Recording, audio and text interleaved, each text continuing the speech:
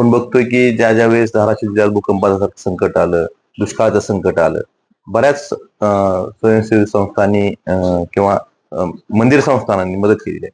आणि तुळजाभवानी संस्थाने सुद्धा अशा वेळेस मदत करणं सगळ्यांसाठीच अपेक्षित आहे.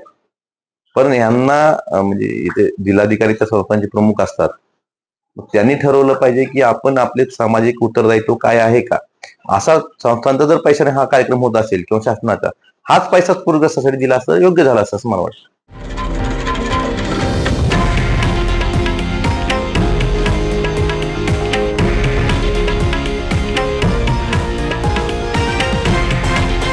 हे आहे देशातील नंबर 1 न्यूज नेटवर्क आणि आपण पाहत आहात TV9 मराठी, एकमेव.